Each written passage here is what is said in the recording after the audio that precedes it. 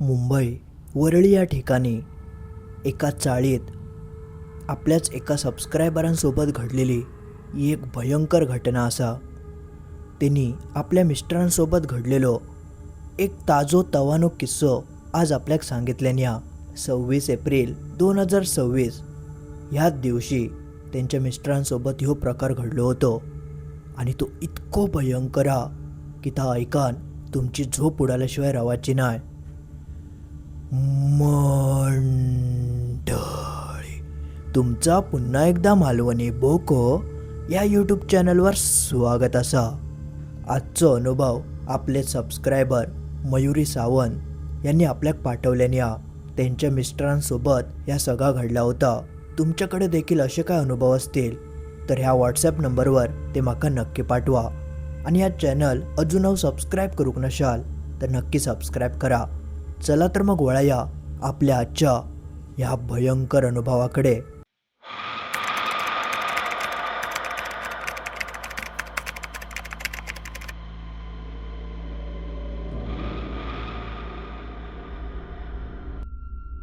आता ह्यो अनुभव ताईंनी जसो आपल्याक पाठवल्याने तसो मी तुमका सांगतोय. मी मयुरी. ह्यो अनुभव माझ्या मिस्टरांसोबत घडलो होतो. आम्ही मुंबई वरळी या ठिकाणी एका चाळीत राहत होतो. आता एक्झॅक्ट एरियाचं नाव ताईंनी नमूद करू नको अशी विनंती केल्यामुळे तर आम्ही तुमका सांगाक शकत नाही. तर त्यांच्यासोबत काय घडला तर आता आपण बघूया. आमची वरळीत एक चाळ होती ज्यात 10 बाय 10च्या खोलीत आम्ही राहायचो. आम्ही म्हणजे मी आणि माझे मिस्टर. तर ह्यो प्रसंग माका चांगलो आठवता. ही घटना असं 26 एप्रिल 2026 सालची, म्हणजे हालीच काही दिवसांपूर्वी या सगळा माझ्यासोबत घडला होता. आता माका एक्झॅक्ट कसा आठवता कारण त्या दिवशी माझ्या मिस्टरांचा वाढदिवस असता आणि मी मिस्टरांचा वाढदिवस खूप चांगल्या पद्धतीने करूचो असा आमचा काहीसा ठरला होता. दरवर्षीप्रमाणे मिस्टरांचे काही मित्र आमच्या चाळीत येणार होते आणि केक वगैरे कापूचो होतो. म्हणजे थोडक्यात आमच्या घराकडे पार्टी होती. तेव्हा माका मिस्टरांनी सांगितल्याने की आज मटन बिर्याणी मागवूया. रात्री मटन बिर्याणी पार्सल येणार होती आणि मित्रसुद्धा येणार होते. त्यामुळे मी सगळी सजावट वगैरे केलं आहे, केक वगैरे चांगलोसं घेऊन इलं आहे आणि ठरल्याप्रमाणे संध्याकाळी 7 वाजता मिस्टरांचे सगळे मित्र हळूहळू येऊक लागले आणि आजूबाजूची चाळीतली लोकंसुद्धा आमच्याकडे इली होती. आता तुमका तर माहिती आहे चाळ म्हटला की सगळी लोकं एकजुटीने राहतात. कोणाकडे काय असलं तर आवर्जून येतात. तरी जवळजवळ 30-35 माणसं तेव्हा माझ्या मिस्टरांच्या बड्डे केली होती. बघता बघता केक वगैरे ठेवण्यात इलो आणि तो कापून वाढदिवस साजरा झालो. मग सगळ्यांनी बिर्याणी खाऊचा ठरवल्याने होता. पण 10 बाय 10च्या खोलीत कशी एवढ्या जणांका बिर्याणी द्यायची. त्यामुळे चाळीकत लागान एक मोठं असं आवार होतो, मोकळं परिसर आणि त्या आजूबाजूक तसे लाईटी वगैरे नाही होते. पण एवढ्या सगळ्या जणांका चाळीत जेवण वाढणं शक्य नाही होता. त्यामुळे मिस्टर म्हणाले की आपण हय जेवण्यापेक्षा त्या बाजूच्या भागात जाऊया जे पूर्ण मोकळं परिसर होतो. तर सगळ्यांका एकत्र बिर्याणी घालूक गावात. तर असा काहीसा आमचा ठरला. मी पण म्हणाले ठीक आहे, कारण हय एकेका घालण्यापेक्षा सगळेजण एकत्र बसून जेवले तर बरा होईल. म्हणून मग आमचा केक वगैरे कापून झाल्यानंतर त्या ठिकाणी सगळेजण जमले. प्रत्येकान बॅटरी वगैरे स्वतःची आणली नव्हती. तर बॅटरीच्याच प्रकाशात सगळेजण ते जेवू लागले.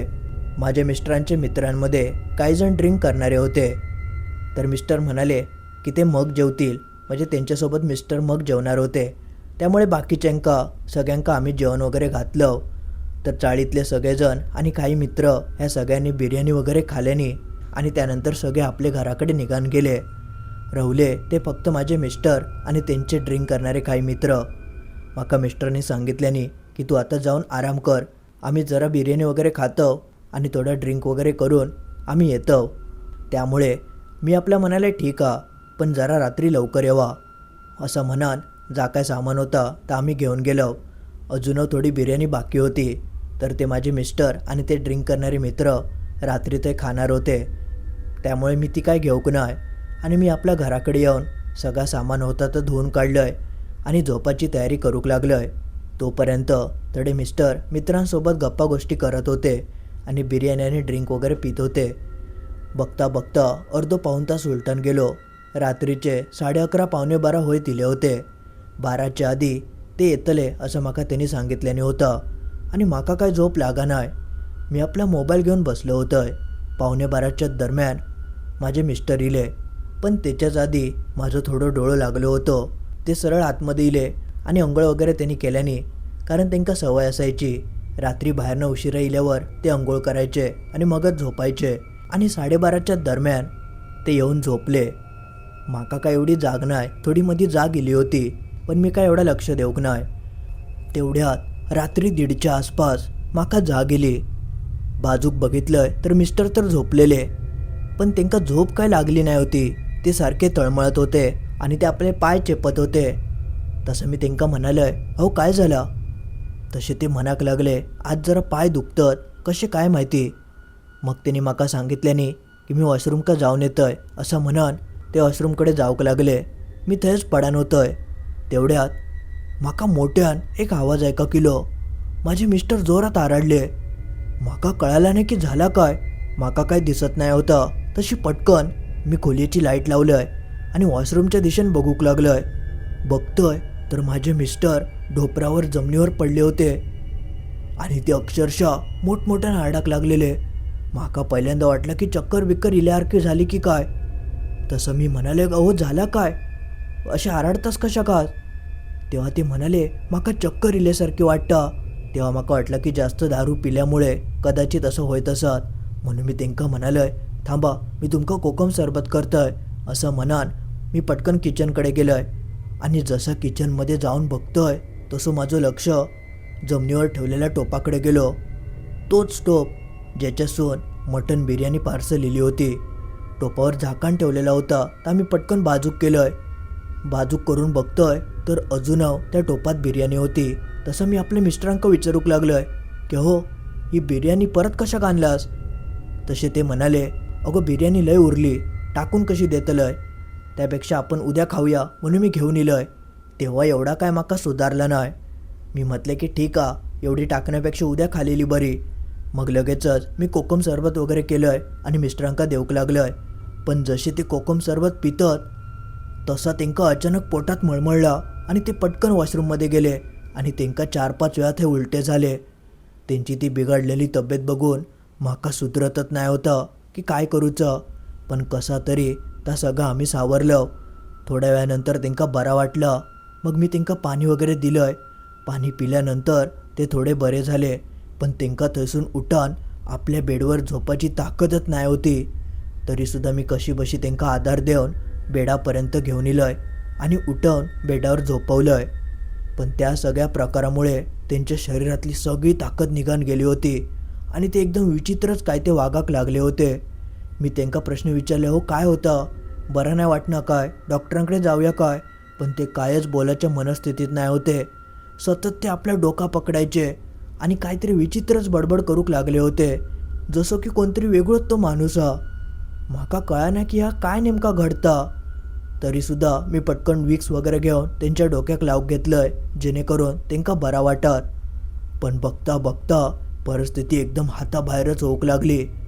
म्हणजे अक्षरशः तिने आपलं गळो धरल्याने आणि तो गळो आवळून स्वतःक संपवूक लागले आणि म्हणाले, माका जगाचं नाया, मी मरतय, माका जगाचं नाया. मी म्हणाले, होयंका झाला काय? आज तर बड्डे पार्टी झाली आणि ते खूप आनंदी होते, असा काय करूचो काय संबंधच नाही. पण ते जा काय वागत होते त्या एकदम विचार करण्याच्या पलीकडचा होता. मी तर पूर्ण हादरानच गेलेलो आहे. मी तेव्हा एकटाच असल्यामुळे माका कायच सुधरत नाही होतं आणि रात्रीचे 2 वगैरे वाजलेले, कसा कोणाक बाजूच्या कुटवायचा. पण तेव्हा माझ्या मनात इलाच होता की आता ह्या खूप हाताबाहेर जाता, खूप भयानका, कोणाक तरी बोलावचाच लागतला. पण जसं मी थैसून बाहेर जाऊक निघतोय तेवढ्यात त्यांनी माझंच गळं पकडल्याने आणि ते जोरजोरात गळं आवळूक लागले, जणू त्यांचं कसलं तरी माझ्यावर राग असा. पण याआधी असं कधीच झालं नाही होतं. आम्ही एकदम आनंदी राहायचो. त्यांच्या मनात माझ्या विरोधात कसलंच राग नाही होतं. मग हे असं अचानक कशाक वागतात? तेव्हा माझं लक्ष त्यांच्या डोळ्यांकडे गेलो. बघतोय तर त्यांचे डोळे पूर्णपणे बंद होते आणि असं त्यांच्याकडे बघून वाटत होतं की हे माझे मिस्टरच नाहीत, ह्या काहीतरी भलताचा. जेव्हा म्हाका ह्या समजला तसं मी असलेलं सगळं जोर काढून त्यांचो हात बाजूक केलंय आणि त्यांच्यापासून लांब पळालोय आणि लगेचच बाजूक देवार होतो त्या देवाराकडे गेलोय. तर एका कलशात गंगाजल होता जा माझ्या मिस्टरांच्या मामीन अयोध्येवरसून आणलेल्यान.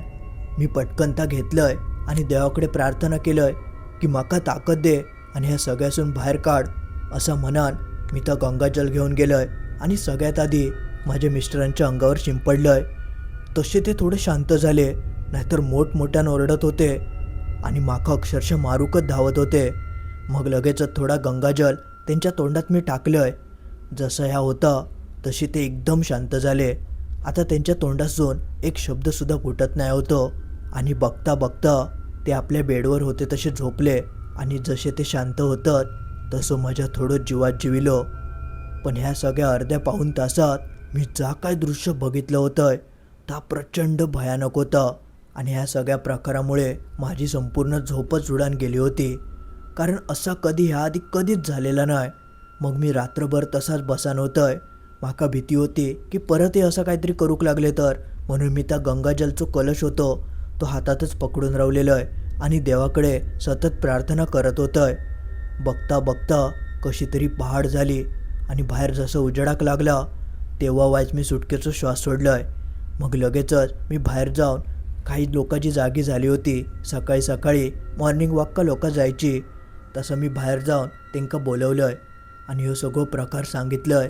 त्यांना एका क्षणासाठी खराच वाटत नाही होता, पण माझे मिस्टर आता शांत झाले होते. त्यामुळे त्यांनी सांगितल्याने की आता काय बिया नको, आम्ही असं काय मदत लागली तर सांगा. मग बघता बघता 7-7:30च्या दरम्यान माझ्या मिस्टरांका जाग येली. ते जसे जागे होतात तसं मी घाबरलोय. माका वाटलं की परत आता माका मारतले की काय, पण ते आधीसारखे एकदम शांत दिसत होते. माका वाटलेलं की ते काहीतरी बोलतील, पण ते कायच बोलाक तयार नाही. नेहमीप्रमाणे सकाळी उठान तयारी वगैरे करूक लागले. तेव्हा मी त्यांना म्हणालोय, अहो बरे आहास ना? जसं मी ह्या बोलतोय तसे ते माका विचारूक लागले, माका काय धाड भरली हा? मी बरो आहे अशा कशाक विचारतं? तेव्हा मी त्यांना म्हणाले की असं असं प्रकार रात्री तुम्ही करी होतास. तर ऐकन त्यांना खराच वाटा नाही. ते म्हणाले काय याडबीड लागला काय? मी दारू पिलेले की तू? काय येऊ सांगतं मी तुका कशाक मारू? ते विश्वासच ठेवूक तयार नाही होते. मी त्यांना खूप सांगितलंय पण ते का ऐकतच नाही होते. त्यांनी शेवटपर्यंत ह्या खरा मानूक नाही, कारण त्यांचं असं स्वभावच नाही होतं. ते कधीच माझ्यावर रागवायचे नाही आणि मारूचा तर लांबच रावला. त्यामुळे त्यांना ह्या पटलात नाही. पण मी त्यांचं तर रूप बघितलं होतं. पण तेव्हाच माका कळालेलं की काल रात्री जा काय घडला ता काहीतरी वेगळा आणि भयंकर होता. म्हणून मग मी चाळीतल्याच एका माझ्या मैत्रिणीक ह्याबाबत सांगितलंय. तशी ती माका म्हणाली की काहीतरी गडबड नक्की हा. त्याच्या ओळखीचा एक माणूस होतो, तो असा बाहेरचा वगैरे काय असत तर बघायचो. तर ती माझी मैत्रीण त्याच्याकडे माका घेऊन गेली. तेव्हा त्या माणसान माका सगळा विचारल्यान की काय नेमका झाला, कधीपासून ह्या सगळा होता. तेव्हा मी त्यांना म्हणालोय की असं असं कार्यक्रम होतो. रात्री ते दारू वगैरे पिऊन इले आणि अचानकच असं सगळा करूक लागले. तेव्हा त्या माणसानं माका विचारल्यान की खंय गेले होते रात्री. तसं मी सांगले चाळीच्याच बाजूक एक मोकळी जागा थंय ते गेलेले. त्यानंतर त्या माणसानं जा काय सांगितल्यान ता ऐकन माझी चांगली तणतणली.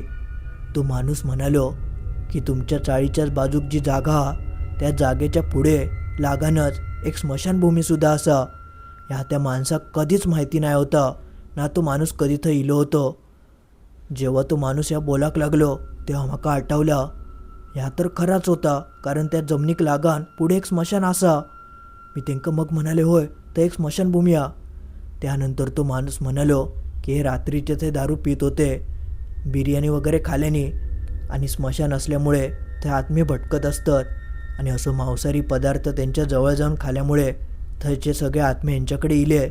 आणि ह्यांनी सगळ्यात मोठी चूक ही केल्याने की थंयची बिर्याणी उरलेली जी होती ती सगळी घेऊन ते आपल्या घरात इले, ज्यामुळे त्या बिर्याणीच्या मागसून थंयचे सगळे आत्मे तुमच्या घरात शिरले. आणि म्हणूनच तुमच्या मिस्टरांसोबत तो सगळं प्रकार घडलो. तुमचं नशीब चांगला म्हणून त्या आत्म्यांनी त्यांका किंवा तुमका काय जास्त त्रास देऊक नाही, नाहीतर ते जीव बिव घेऊक सुद्धा मागे पडले नसते. त्या माणसाचं आता बोलणं ऐकन माझ्या अंगावर काटो चिलो.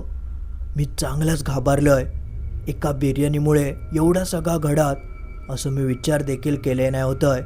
आजकालच्या काळात असलं कोण मानत नाही, पण जा सगळा मी स्वतःच्या डोळ्यांनी बघितलं होतंय ता तर माका मानूचं भागच होतो. मग मी त्या माणसाक म्हणाले की आता याच्यावर उपाय काहीतरी सांगा. मग त्याने माका एक उपाय सांगितल्याने जो आता मी तुमका व्हिडिओ सांगू शकत नाही, कारण तो जरा वेगळा आणि विचित्र उपाय होतो. आजकालच्या लोकांका तो पटाचो पण नाही. पण ता सगळा केल्यानंतर माझ्या मिस्टरांका पुढे कायच त्रास झालो नाही. कधीच रात्रीचे ते असं परत वागले नाही. पण पुढच्या 7-8 दिवसांसाठी माका तो उपाय त्यांनी सांगितलेलो करूचो होतो, तो मी नियमितपणे केलंय. तेव्हा ह्या सगळा शांत झाला. आणि सगळ्यात आधी त्यांनी सांगितल्याने की तो बिर्याणीचा टोपा तो जाऊन त्या स्मशानाच्या बाजूक आधी होता. त्या आधी मी सगळ्यात पहिला केलंय. आणि त्यानंतर घरात एक छोटीशी पूजासुद्धा माका घालूची लागली, कारण अशा आत्मा जेव्हा घरात येतात तेव्हा घराचं पूर्ण वातावरण बदलून जातं. जरी ते आत्मे निघान गेले तरी त्यांचं थोडंफार अंश ह्यो घरात राहता आणि त्याचा सगळं परिणाम आपल्या जीवनावर होता. मग आजारपण, मोठमोठी संकटं आपल्या वाट्यात येतात.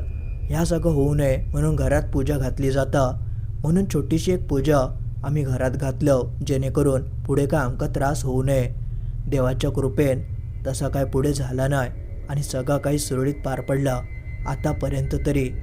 तसं आमका अजून काही त्रास झालो नाही आणि ह्या पुढे सुद्धा होतो नाही अशी म्हाका खात्री आहे. जोपर्यंत देव आपल्यासोबत असता तोपर्यंत आपल्या कधीच काय त्रास होत नाही. त्या रात्री जा काय मिस्टरांसोबत घडलेला आणि जा मी स्वतः अनुभवलेलं आहे ता मात्र खूप भयंकर होता. मी बऱ्याच लोकांका या सांगतोय पण ते मानत नाही, कारण आजकालच्या काळात असं होणं तर शक्य नाही असं म्हणतात. पण जोपर्यंत माणूस स्वतः अनुभव घेत नाही तोपर्यंत ते का असल्या गोष्टींवर विश्वास बसाक शकत नाही. पण हे अनुभव मी घेतलेलो असल्यामुळे तुमका मी सांगितलं आहे. म्हणून अशा ठिकाणी मांसाहारी पदार्थ वगैरे घेऊन जाऊचे नसतात. कधी नकळत खयचो एखादो आत्मो किंवा अतृप्त आत्मे जे असतात ते आपल्या मागावर येतात. आणि कधीकधी आपल्याक समजतसुद्धा नाही की आपल्या घरात असे आत्मे वावरतात, ज्यामुळे घरच्यांका तर त्रास होताच, त्यासोबत संपूर्ण घरातलं वातावरण बदलतं. तंटे भांडणं खूप मोठ्या प्रमाणात होतात. म्हणून शक्यतो अशा खयच्या निगेटिव्ह जागांवर न गेलेलाच बरा असता. जेवढा शक्य असत तेवढा पवित्र ठिकाणी जावा.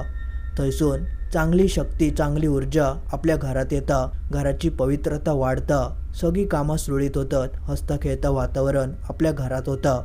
त्यामुळे अशा निगेटिव्ह अशुभ ठिकाणी जाण्यापेक्षा चांगल्या मंदिरात वगैरे जावा, जेणेकरून तुमचं आयुष्य एकदम आनंदी आणि सुखकर जाईल. एवढाच माका माझ्या अनुभवावरून सांगायचं असा. मंडळी आज पुरता एवढाच.